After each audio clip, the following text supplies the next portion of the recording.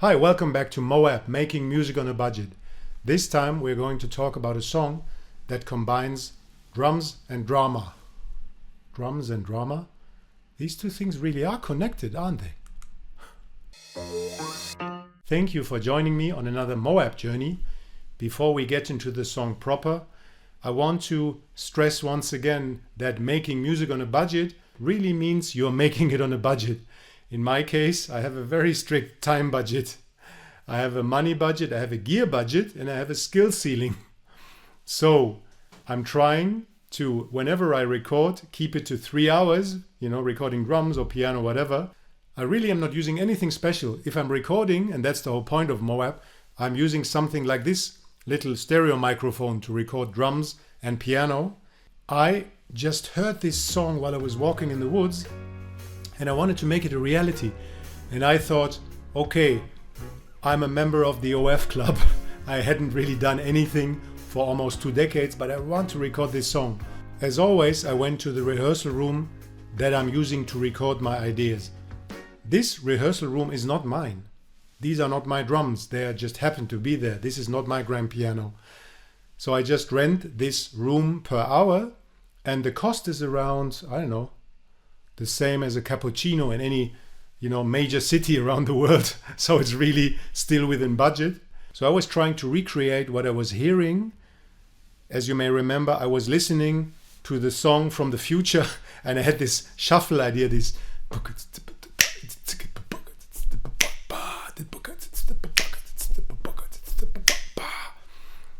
I hadn't played the drums for 20 years, so that was a bit of a problem.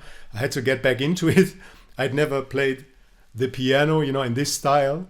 I started playing the piano at the age of 45, and this is the second song I ever played the piano on. But in these cases, I just use a certain method that is very famous. It's called WWIDIIWM. And it just means, what would I do if I wasn't me? So if I wasn't me, and I wouldn't be limited by, my anxieties and my skill limitations, what I would do is I would listen to the song and just try to play along without a lot of runs or fills or whatever, just feeling the groove and keeping the chord structure down. So that's what I did. I hope it worked, so to speak. Next up were drums, still recorded on this stereo microphone going directly into my iPad. Let me give you a few tips. For me, it turned out to be the best to put it 1 or 1.5 meters in front of the drum set to get a nice stereo sound, incorporating all the toms, ride, hi-hat, and snare. What I really do every time, I muffle the hell out of these drums, which means I'm using gel pads, moon gel or whatever. You can buy it online. It's not so expensive. And I really sometimes put 2 on top and 1 at the bottom of the snare and the toms. I even muffle the ride cymbal. The reason is if I'm playing and there is a lot of sustain, if you're cutting it, then you can never cut it in a way where you don't have the sustain from the last bar that you maybe didn't use. So you will have the shh still on the tape, which isn't great. One more thing regarding positioning. I tried on another song to put it behind my head, but this really accentuates the cymbals and it gives a sound that you can't control, because you will have all the cymbal sound and the snare and the kick drum will be too quiet basically. The last tip, and this is really a game changer because I wasn't used to it. I hadn't done any kind of recording for a very long time. If you import the stereo track, left and right, with all the drums on it, you can use a trigger function in your software. And I think most software, or every software has that now, where you just, copy your drum track and you isolate certain frequencies and you tell the software, please, every time, this sound appears, just trigger a snare sound or a cross stick or a kick sound. And this really works. And it's I don't know, it's like a new lease on life regarding your drum sound. Let me play you a bit of what it sounded like, just piano and drums.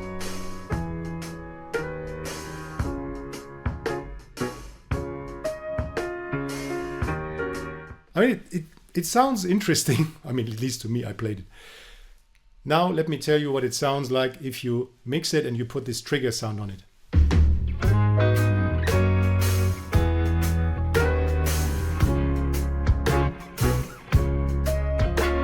So to some degree, you really can fix it in the mix. After that, I contacted gig musicians. This is MOAB, so we're not paying Nashville money here. We're hiring people online, and there are many forums where you can find these people that are very good musicians, and sometimes they're very affordable. You just have to sift through hundreds of offers and find the sound and the style that you like and that draws you in. So I asked a bass player and a guitar player, and of course there are many revisions. You have to go back and forth, back and forth, back and forth. One thing that I learned in this song and in many other songs is that it's almost a golden rule that for the first 2 tries, when I get something, then I send my notes back, then maybe I sing something into my mobile, a bass line or a guitar line or a melody line. Chorus.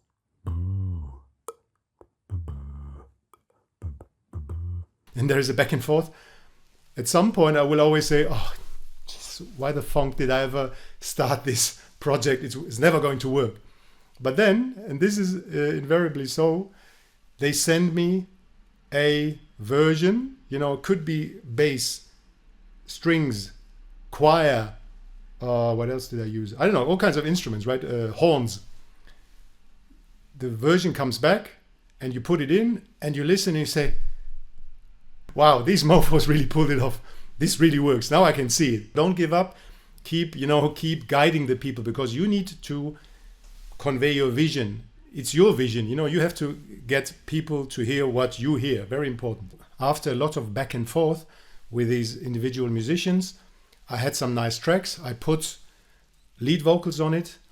And for the first time in a long time, maybe 20 years, I got back into singing, background vocals. So the good thing about singing your own background vocals is that they will always match your voice and it will blend very nicely. I do have an upcoming song where I have some really, really nice background, choirs, but that's a story for another day.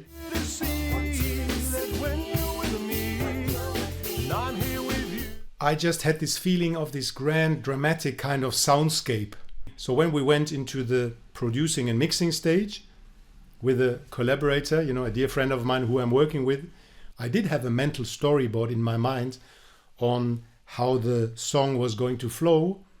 But sometimes, when you're mixing or when you're cutting it all together, you have to take something from the middle and put it at the end, because there is a part where there's a peak and then it goes down into some kind of a cappella sound and then it goes up again. But the part where it goes up again, I didn't record because I didn't think about it. So we just took it from the middle. So just to tell you, you can do a lot when you are in this stage. For me, it's all about these different roles that you have to fulfill. If you're writing it, you have to think about the grand vision.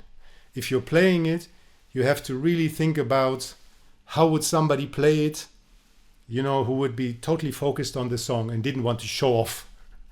Then if you are asking other people, you have to direct them, right? Like a movie director. You have to cast the roles and then you have to tell them what they should do.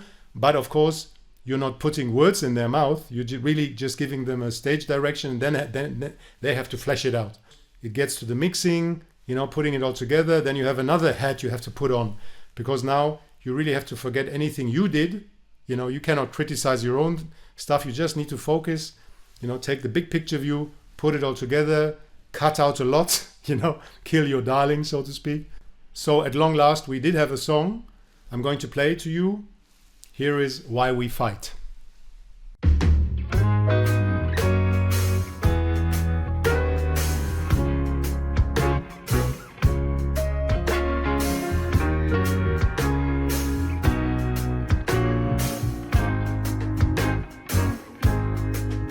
Where do you go? Where do you go?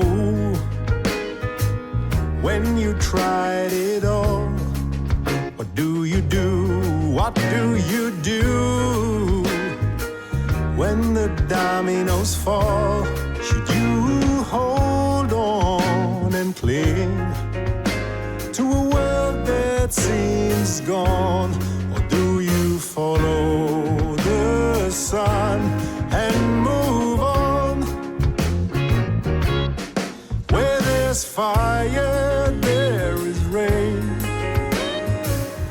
There's always the light. Where there's hope,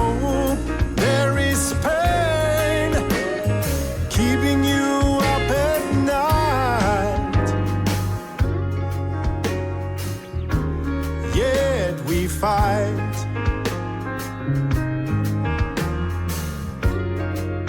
Still looking for that light.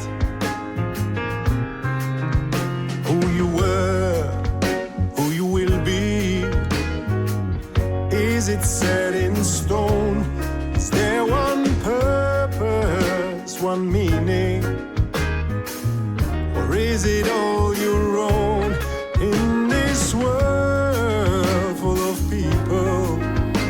You don't have to be alone. Why don't you follow the sun and move on? Where there's fire, there is rain. But there's always the light. Where there's hope, there is pain, keeping you up at night. Who you were, who you will be. You gotta move on and try. There's so much you have not seen, and this is why we fight.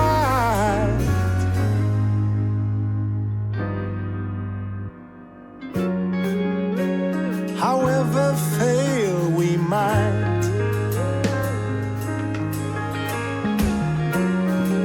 still looking for that light. This is why we fight.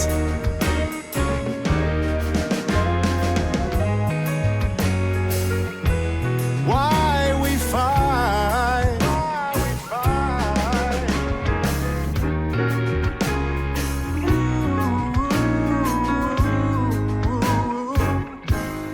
Where there's fire, there is rain.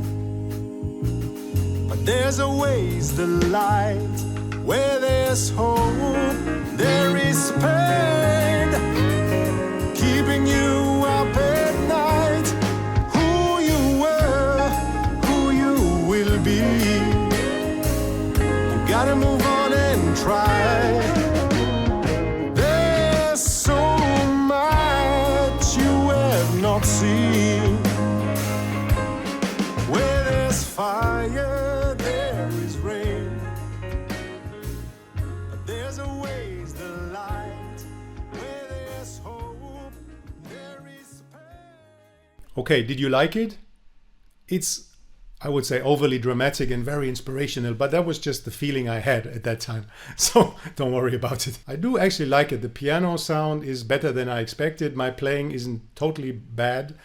The shuffle is nice, after a very long break.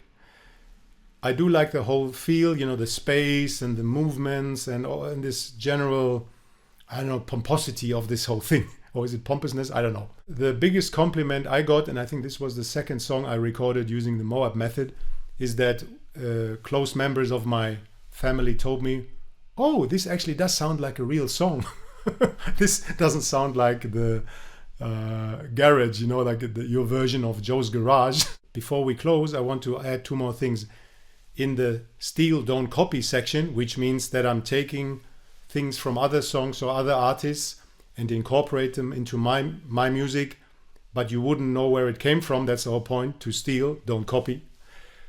There is a part in Still Crazy After All These Years by Paul Simon, and it's just one movement. And I put it into the notes below, where I use the same kind of movement. It's more like a gospel thing, a gospel piano thing, to get from the bridge into the chorus. Lastly, making music on a budget, for me and for you, I'm guessing, is all about creative problem solving. Whether you think you can play it, whether you think you have the time or the budget or the gear or the knowledge, just work around it. Often the limitation, and there are many limitations, I can tell you, is the fuel that propels your, musical vehicle over the finish line. I know, lots of analogies mixed up there, right? I will see you next time when we make music on a budget. Ciao.